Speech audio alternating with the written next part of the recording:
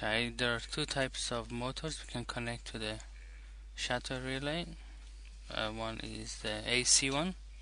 In this case, active connects here, neutral there, common, then we have up and down.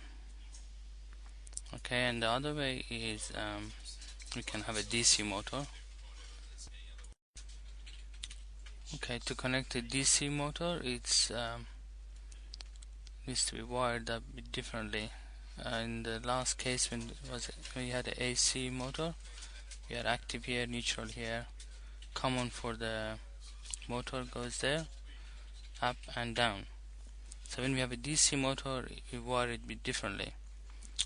Basically, here we have active, which becomes positive of the DC motor, and this one becomes the negative of the DC motor. This one is the common, and this will be supply positive, supply negative, because we have a dual power supply with positive and negative. And this is the diagram. It's the internal how the relay switches. Okay, to program a shatter relay, just open the shatter relay and basically assign a group to it. Just with group 1, we can edit it. For example, call it shatter 1. Okay, apply.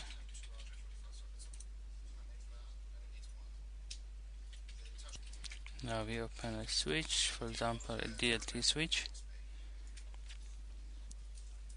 Okay, on the DLT switch, under the function, okay, there are a few ways we can do this. We can do with one button. We can just select the shutter toggle, or we can use two buttons, shutter open toggle, shutter close, or we can go three buttons, shutter open, shutter close, shutter stop. In this case, just use the single button, shutter toggle, and we assign the shadow group to it. Apply, save. Okay, this is our shutter relay. Now we try to press the button.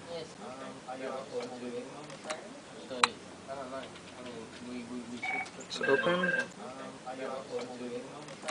Press it again. Stop. Press it again. Close. Press it again. Stop.